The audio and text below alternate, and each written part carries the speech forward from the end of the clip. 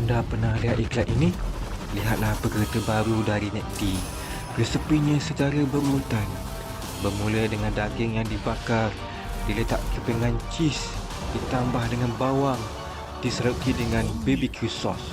Maka terhasillah BBQ Beef Burger. Harap McD sponsorlah channel ni. Ataupun anda pernah menempah tiket wayang dengan menggunakan mesin layan diri?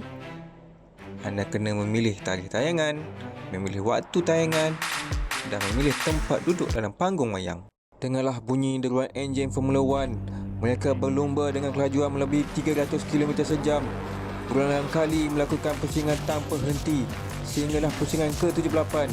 Maka juara akan ditentukan dalam pusingan yang terakhir.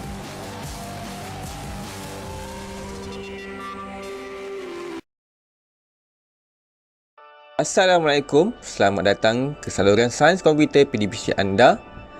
Tak sangka kita dah masuk ke hari yang ketiga fasa 2 PKP Lockdown. Semoga anda sihat dan dijauhi dari segala penyakit, khususnya COVID-19. Sebelum mulakan, tekan butang subscribe.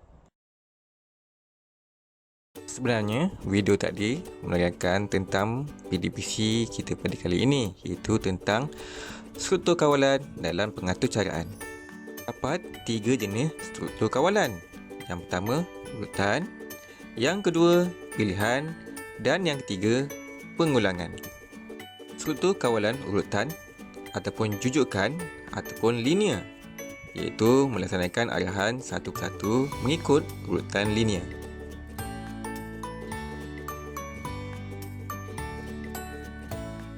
Kita nak makan roti dengan jam, kita ambil roti tu, kita letak pantar, kita letak jam, kemudian kita makan. Urutannya satu persatu.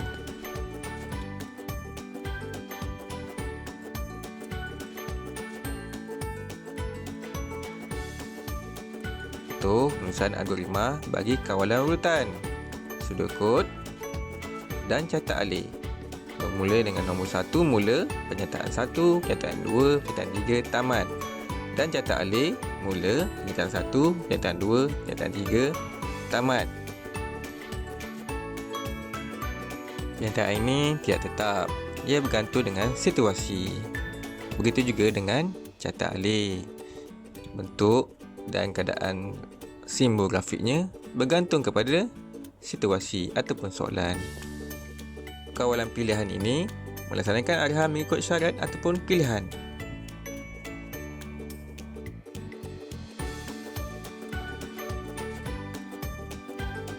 Di sini kita perlu membuat keputusan, iaitu sama ada kita nak beratur di tiket VIP ataupun tiket biasa, bergantung pada kedudukan situ. Cara penulisan algoritma bagi struktur kawalan adalah seperti berikut. Sudut kod ada mula, pernyataan 1, dan membezakan yang tadi adalah if, iaitu ada syarat dalamnya.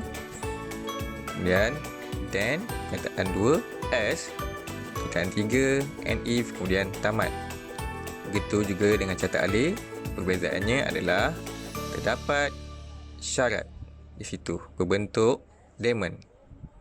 Syarat 1, false ataupun palsu, akan melaksanakan pernyataan 3 kemudian tamat.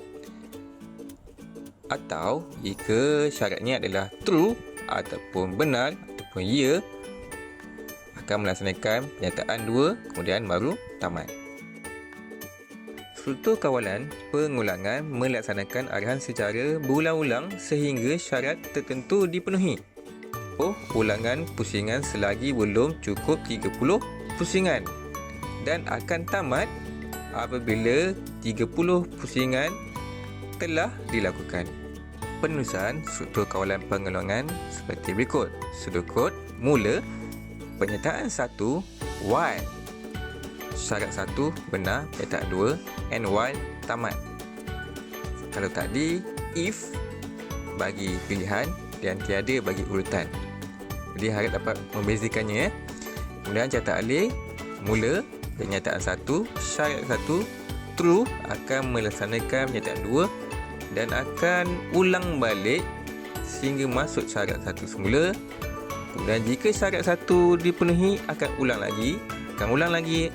lagi, sehingga dipenuhi. Kemudian akan bagi pasu ataupun false, kemudian tamat. Setelah kita mengenali struktur kawalan atur cara, itulah masanya kita menjawab soalan.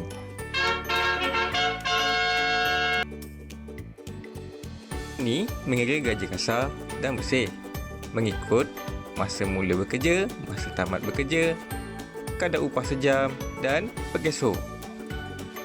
Perlu melakukan analisis IPO. Ini pun dah diterangkan dalam video sebelum ini. Kemudian masihkan sudut kod dan catat alih.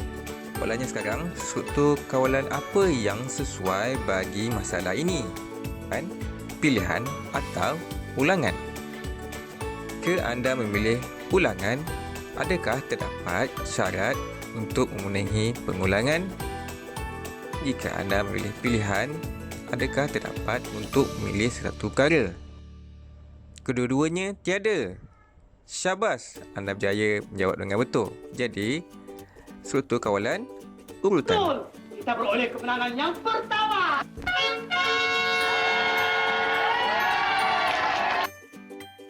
Analisis IPO, jadi anda kena buat input, proses, output. Input adalah masa mula, masa tamat, upah sejam dan perkeso. Bagi proses pula melibatkan formula. Lihat jumlah jam bekerja bersamaan masa tamat tolak masa mula. 2. Gaji kasar sama dengan jumlah jam bekerja kali kadar upah sejam. Dan yang ketiga, gaji bersih sama dengan gaji kasar tolak perkeso. Jadi, outputnya adalah soalan nak gaji kasar dan gaji bersih. Jadi, bagi sudut kod adalah seperti yang dipaparkan. Betul, kita daripada IPO tadi kita pindahkan. Kita bermula dengan satu mula, kemudian input, kemudian proses iaitu jumlah jam bekerja, gaji kasar, gaji bersih, kemudian output, gaji kasar, gaji bersih, kemudian nombor 7 tamat. Kata alih bermula dengan mula, kemudian simbol input bagi mula, masa tamat, upah sejam, perkeso, kemudian simbol proses bagi formula, kemudian masihkan output gaji kasar, gaji bersih, kemudian barulah tamat. Soalan yang seterusnya, mari kita sama-sama fikir struktur kawalan apa bagi soalan ini. Baik. Sudut kod dan catat alih untuk atur cara yang menerima kata laluan ataupun password. Tekan sama ada login pengguna berjaya atau gagal. Anda tahu struktur kawalan apa? Ya, betul, struktur kawalan pilihan. Kerana pilihan sama ada berjaya atau gagal.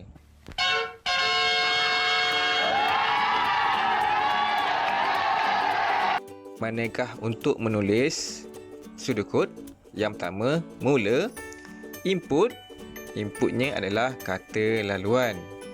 Syaratnya tadi adalah password ataupun kata laluan. If kata laluan sama dengan Ninja 77, then output login anda berjaya. Else output login anda gagal. And if tamat. Untuk struktur kawalan pilihan bagi catat alih adalah seperti gambar raja.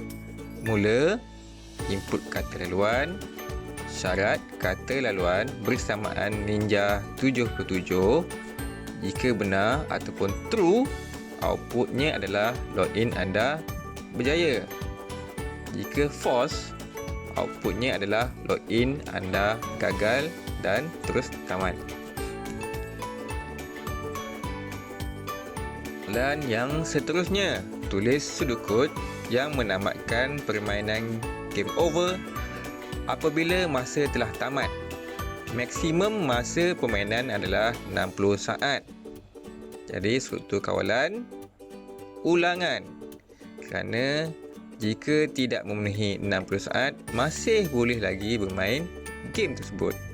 Strukturnya adalah seperti berikut. 1. Mula, set timer sama dengan 0.